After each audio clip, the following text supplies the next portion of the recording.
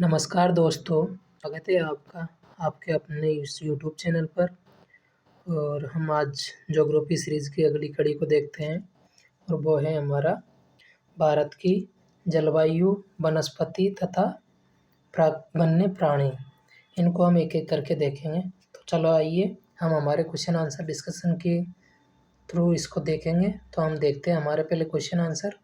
ये है हमारे क्वेश्चन, इनको हम एक-एक करके देखेंगे और फिर हम हमारे इन को एक-एक करके जानेंगे सब। चलो आइए तो हम एक-एक करके इनको देखते हैं। ये है कौन सी पवन भारत में वर्षा लाती हैं? ये इतनी महत्वपूर्ण क्यों है? अगला क्वेश्चन है हमारा, भारत के विभिन्न मौसमों के नाम लिखिए। और अगला है, प्राकृतिक वनस्पति क्या हैं? और दोस्तों इसमें ये 3 क्वेश्चन रह गए किसी कारण से, तो इनको मैं बता देता हूँ। भारत में पाई जाने वाली विभिन्न प्रकार की वनस्पतियों के नाम लिखिए। अगला हमारा 5th क्वेश्चन है, सदाबहार वन तथा पतझड़ वनों में क्या अंतर है?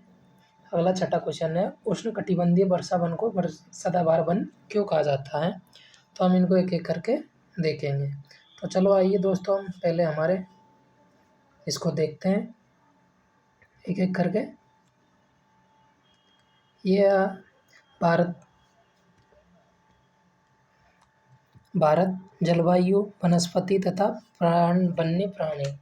तो हम देखते हैं इसको एक-एक करके। तो आइए, आप सभी ने मौसम के बारे में प्रतिदिन समाचार पत्रों में पढ़ते हैं तथा टेलीविज़न पर देखते हैं अथवा दूसरों को इस संबंध में बात करते हुए सुनते हैं। आप जानते हैं कि मौसम वायुमंडल में दिन प्रतिदिन होने वाले परिवर्तन हैं। इसमें तापमान, वर्षा तथा सूर्य की विकिरण इत्यादि शामिल होते हैं। उदाहरण के लिए हम ये भी कह सकते हैं, मौसम कभी गर्म होता है तो कभी ठंडा होता है, कभी-कभी आसमान में बादल छाए जाते हैं तो कभी वर्षा होती है। आप इस तरह से भी मौसम को देख सकते हैं। कभी ये भी बोल सकते हो आप कि आज मौसम गर्म है, आज मौसम ठंडा है। तो इस तरह से कभी हम ऊनी वस्त्र पहनते हैं, कभी हम ठंडे वस्त्र मतलब गर्म वस्त्र ठंडे वस्त्र पहनते हैं, तो ये भी हम देखते हैं। कभी हम ठंडी चीज़ खाना पसंद करते हैं, कभी हम तली और भुनी हुई चीज़ खाना पसंद करते हैं। तो इसको भी हम एक-एक करके देखते हैं और हम देखते हैं भारत में मौसम कौन-कौन से हैं। तो भारत में सम्मानित प्रमुख मौसम ये हैं कि सर्दी, जो दिसंबर से फरवरी तक ठंडा मौसम होता है उसको हम सर्दी बोलते हैं। अगली है गर्मी, जो गर्म मौसम होता है जो मार्च से मई के बीच में होता है उसको हम गर्मी बोलते हैं। उसके बाद में होता है जून से सितंबर तक दक्षिण पश्चिम मानसून का मौसम, उसे हम वर्षा ऋतु कहते हैं। अगला है हमारा अक्टूबर और नवंबर में मानसून के लौटने का मौसम, इसे शरद ऋतु के नाम से भी जानते हैं। अब हम इनको एक-एक करके देखते हैं, इनमें थोड़ा-थोड़ा अंतर है, इनको एक-एक करके जानते हैं और इनको समझते हैं। चलो आइए, शीत ऋतु शीत ऋतु ठंडे मौसम में सूर्य की सीधी किरणें नहीं पड़ती। जब सर्दी ऋतु होती है उसमें ठंडा मौसम होता है और सूर्य की किरणें सीधी नहीं पड़ती, जिसके परिणाम स्वरूप उत्तर भारत का तापमान कम हो जाता है। अगली देखते हैं हम ग्रीष्म ऋतु। ग्रीष्म ऋतु के मौसम में सूर्य की किरणें अधिकतर सीधी पड़ती हैं, तापमान बहुत अधिक हो जाता है। दिन के समय गर्म एवं शुष्क पवन बहती हैं, जिन्हें हम लू कहते हैं। स्थानीय भाषा में हम इनको लू कहते हैं ग्रीष्म ऋतु में। अगला हम देखते हैं हमारा, यह है दक्षिण पश्चिम मानसून। दक्षिण पश्चिम मानसून या वर्षा का मौसम, यह मानसून को आने या आगे बढ़ने का मौसम है। इस समय पवन बंगाल की खाड़ी तथा अरब सागर से स्थल की ओर बहती हैं। वे अपने साथ नमी लाती हैं। जब ये पवन पहाड़ों से टकराती हैं तो वर्षा करती हैं। अगला है हमारा, यह है मानसून के लौटने का मौसम या शरद ऋतु। इस समय पवन स्थल भाग से लौटकर बंगाल की खाड़ी की ओर बहती हैं। यह मौसम मानसून के लौटने का मौसम होता है। भारत के दक्षिणी भागों में, विशेषकर तमिलनाडु और आंध्र प्रदेश में इस मौसम में वर्षा होती है। ठीक है, यह है मानसून में लौटने का मौसम। अब हम देखते हैं जलवायु किसे कहते हैं। तो हम जलवायु को जानते हैं क्या करके, किसी स्थान पर अनेक वर्षों में मापी गई मौसम की दशा, औसत दशा को जलवायु कहते हैं। मतलब कोई भी स्थान है, उस स्थान की जो भी अनेक वर्षों में मापी गई मौसम की औसत दशाओं को हम जलवायु कहते हैं। भारत की जलवायु मोटे तौर पर मानसूनी जलवायु कहा जाता है। मानसून अरबी भाषा के मौसिम शब्द से लिया गया है, जिसका अर्थ होता है मौसम। भारत की स्थिति उष्णकटिबंध में होने के कारण अधिकतर वर्षा मानसूनी पवनों से होती है। भारत में कृषि वर्षा पर निर्भर है। अच्छे मानसून का मतलब होता है कि पर्याप्त मात्रा में वर्षा और प्रचुर मात्रा में फसलों का उत्पादन। और जब मानसून अच्छा होता है तो लोगों के दिल में खुशी झूम उठती है। अब हम देखते हैं कि किसी स्थान की हम जलवायु का पता लगाते हैं तो उसके लिए हमें क्या क्या आवश्यकता होती हैं। किसी स्थान की जलवायु उसकी स्थिति, ऊंचाई, समुद्र से दूरी तथा उच्चावच पर निर्भर करती हैं। इसलिए भारत की जलवायु में क्षेत्रीय विभिन्नता का अनुभव होता है। राजस्थान के मरुस्थल में स्थित जैसलमेर और बीकानेर में बहुत अधिक गर्म स्थान है, जबकि जम्मू कश्मीर के द्रास और कारगिल में बर्फीली ठंड पड़ती है। साथ ही जो तटीय क्षेत्र होते हैं जैसे मुंबई और कोलकाता की जलवायु मध्यम है। वे न ही अधिक गर्म है और न ही अधिक ठंडी है। समुद्र तट से होने के कारण ये स्थान बहुत अधिक आर्द्र है। विश्व में सबसे अधिक वर्षा मेघालय में स्थित मानसीनराम में होती हैं, जबकि किसी किसी वर्ष राजस्थान के जैसलमेर में वर्षा होती ही नहीं है।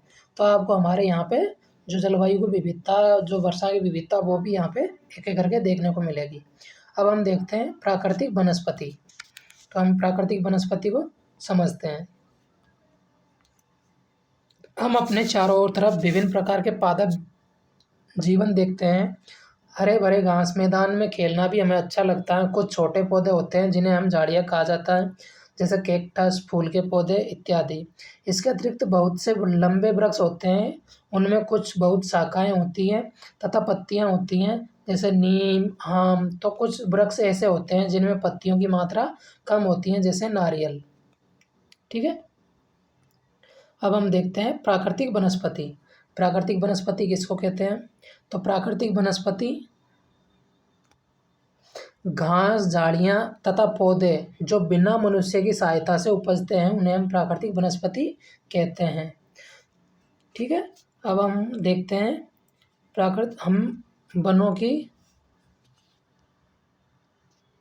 हमें वनों की आवश्यकता क्यों है।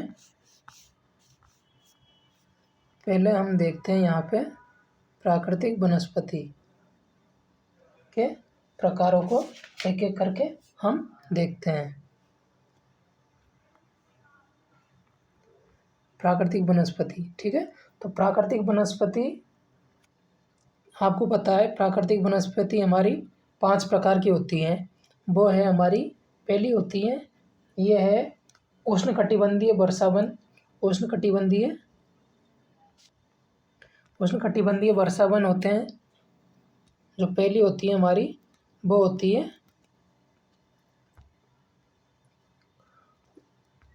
उष्णकटिबंधीय वर्षावन होती हैं। दूसरी होती है हमारी उष्णकटिबंधीय पतझड़ वन। तीसरी होती है कटीली झाड़ियाँ। और चौथी होती है हमारी पर्वतीय वनस्पति। और 5वीं होती है मैंग्रोव वनस्पति। तो ये एक एक करके देखते हैं।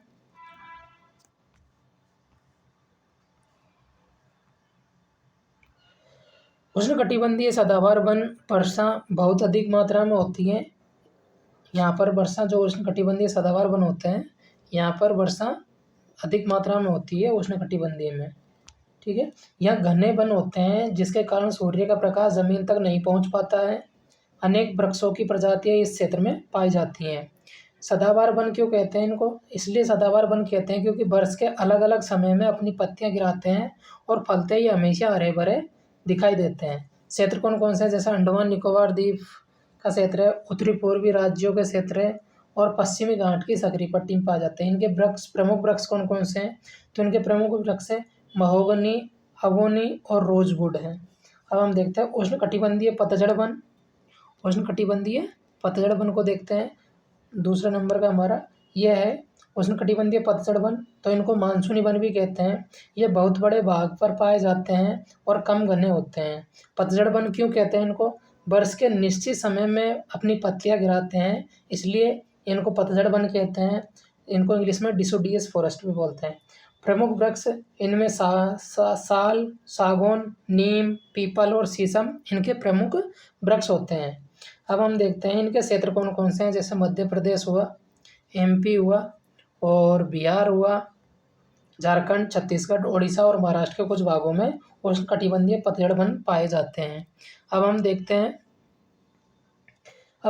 हैं जो कटीली झाड़ियाँ देश के शुष्क भागों में पाई जाती हैं और अपनी पानी की क्षति को कम करने के लिए देश के शुष्क भागों में पाई जाती हैं। पानी की क्षति को कम करने के लिए पत्तियों में बड़े बड़े कांटे पाए जाते हैं। इनकी में प्रमुख वृक्ष कैक्टस, खेर, बबूल और कीकर होता है। प्रमुख क्षेत्र जिसमें राजस्थान, पंजाब, हरियाणा और पश्चिमी घाट के पूर्वी ढाल तथा गुजरात के क्षेत्रों में पाए जाते हैं। अब हम देखते हैं जो पर्वतीय वनस्पति हमारी 4th नंबर की, ये है पर्वतीय वनस्पति। ये ऊंचाई के अनुसार वनस्पतियों के विभिन्न प्रकार होते हैं। ऊंचाई बढ़ने के साथ तापमान में वृद्धि कमी आती है और समुद्र तल से 1500 से 2500 मीटर की ऊंचाई के बीच पेड़ों का आकार शंकुआकार होता है, इसलिए यहाँ पे शंकुआधारी वृक्ष पाए जाते हैं। प्रमुख वृक्ष होते हैं चीड़, पाइन, देवदार आदि। मैंग्रोव वनस्पति, हम खारे पानी में भी ये रह सकते हैं। प्रमुख क्षेत्र पश्चिम बंगाल जिसमें सुंदरबन है और अंडमान निकोबार द्वीप समूह। प्रजाति सुंदरी वृक्ष हैं, इसी के नाम पर इसका नाम सुंदर वृक्ष पड़ा है। अब हम देखते हैं हमें वनों की आवश्यकता क्यों है, तो हम ये देखते हैं वनों की आवश्यकता हमें क्यों है। वन हमारे लिए बहुत ही लाभदायक होते हैं, ये विभिन्न कार्य करते हैं। पेड़ पौधे ऑक्सीजन छोड़ते हैं जिसमें हम सांस लेते हैं तथा कार्बन डाइऑक्साइड को ग्रहण करते हैं। पेड़ पौधों की जड़ें मिट्टी को बांध कर रखती हैं, इस प्रकार मिट्टी के अपरदन को रोकने का कार्य भी ये करती हैं। अब हम देखते हैं वनों से हमें और क्या क्या प्राप्त होता है। वनों से हमें ईंधन, लकड़ी, चारा, जड़ी बूटी तथा शहद, लाख, गोंद इत्यादि प्राप्त होते हैं। वन्य जीवों को प्राकृतिक निवास होते हैं। पेड़ पौधों की संरक्षण करना चाहिए। पेड़ पौधों की अंधाधुंध कटाई के कारण भारी मात्रा में प्राकृतिक वनस्पति का समाप्त हो गई है। हमें अधिक पौधे लगाने चाहिए। जो पेड़ बचे हैं उनकी रक्षा करनी चाहिए। हम लोगों को पेड़ों के महत्व के बारे में बताना चाहिए लोगों को। हम लोग कुछ खास आयोजन जैसे वन महोत्सव के मनाकर अधिक से अधिक लोगों को इस प्रयास में शामिल कर सकते हैं तथा पृथ्वी को हरा भरा रख सकते हैं। वनों का उपयोग क्या क्या है, तो हम वनों के यहाँ पे उपयोग को देख सकते हैं। वन क्या क्या उपयोग में आते हैं हमारे। वन हमें सबसे पहले ऑक्सीजन देते हैं, हमें शहद देते हैं, फल देते हैं, गोंद व लाख उपलब्ध करवाते हैं, वन्य जीवों को प्राकृतिक निवास देते हैं, इमारती लकड़ी, रबर, मिट्टी की जड़ को बांधे रखते हैं, फर्नीचर देते हैं, खेल के सामान देते हैं, ईंधन उपलब्ध कराते हैं, चारा उपलब्ध कराते हैं, आश्रय देते हैं और दवाई भी उपलब्ध करवाते हैं। अब हम देखते हैं वन्य प्राणी। वन विभिन्न प्रकार के वन्य जीवों का निवास होता है। वनों में जंतुओं की हजारों प्रजातियां तथा बड़ी संख्या में विभिन्न प्रकार के सरीसृप, उभयचर, पक्षियों, स्तनधारियों, कीटों तथा कृमियों का निवास स्थान होता है। अब आगे देखते हैं जो बाघ है। बाघ हमारा राष्ट्रीय पशु है। ये देश के विभिन्न भागों में पाया जाता है। गुजरात के गिर वन में एशियाई शेरों का निवास स्थान है। हाथी तथा गेंडे एक सींग वाले गेंडे असम के जंगलों में घूमते हैं। हाथी केरल तथा कर्नाटक में भी मिलते हैं। अगला है ऊँट रेगिस्तान तथा ऊँट भारत के रेगिस्तान में तथा जंगली गधा कच्छ के रण में पाए जाते हैं। जंगली बकरी, हिम तेंदुआ, भालू इत्यादि हिमालय के क्षेत्र में पाए जाते हैं। इनके अतिरिक्त कुछ दूसरे जानवर भी जैसे बंदर, सियार, भेड़िया, नीलगाय, चीतल इत्यादि भी हमारे देश में पाए जाते हैं। भारत में पक्षियों की भी ऐसी प्रचुरता है। मोर हमारा राष्ट्रीय पक्षी है। भारत में पक्षी में तोता, मैना, कबूतर, बुलबुल और बतख इत्यादि पाए जाते हैं। अन्य बहुत सारे पक्षी उद्यान हैं जो पक्षियों को उनका प्राकृतिक निवास प्रदान करते हैं। उद्यान शिकारियों से पक्षियों की रक्षा करते हैं। ठीक है। और भारत में सांपों की भी सैकड़ों प्रजातियां पाई जाती हैं। उनमें कोबरा और करेत प्रमुख है। वनों के काटने तथा जानवरों के शिकार के कारण भारत में पाए जाने वाले वन्य जीवों प्रजातियां तेजी से घट रही हैं। बहुत सी प्रजातियां तो समाप्त भी हो चुकी हैं। उनको बचाने के लिए बहुत से नेशनल पार्क, पशु विहार तथा जीव मंडल आरक्षित क्षेत्र स्थापित किए गए हैं। सरकार ने हाथियों तथा बाघों को बचाने के लिए बाघ परियोजना एवं अस्थि परियोजना जैसी परियोजनाओं को शुरू किया है। क्या आप भारत के कुछ पशु विहारों के नाम उन पर स्थित बता सकते हैं, मानचित्र पर बता सकते हैं? अब हम देखते हैं, आप वन्य जीवों के संरक्षण में भी अपना हाथ बटा सकते हैं। जैसे आप जानवरों के शरीर, विभिन्न अंगों, हड्डियों, सींग, पंख आदि से बने पदार्थों को खरीदने से इनकार कर सकते हैं। प्रत्येक वर्ष लोग अक्टूबर के पहले सप्ताह को वन्य सप्ताह के रूप में मनाते हैं, ताकि वन्य जीवों के निवास को संरक्षित रखने में जागरूकता लाई जा सकती है। अब हम देखते हैं कुछ प्रवासी पक्षी। प्रवासी पक्षी पिटेल बतख, कर्ल्यू, फ्लेमिंगो, ओस्प्रेट और लिटिल स्टेंट प्रतिवर्ष सर्दियों के मौसम में हमारे ही देश में आते हैं। सबसे छोटे लिटिल स्टेंट, जिनका वजन 15 ग्राम होता है, आर्कटिक प्रदेश से 8000 किलोमीटर की दूरी तय करके भारत में आते हैं। अब हम देखते हैं कुछ ऐसी चीज़ें जिनको जानना हमें ज़रूरी है। तो ये है, फिर तो ये आप देख सकते हो कि कितने कितने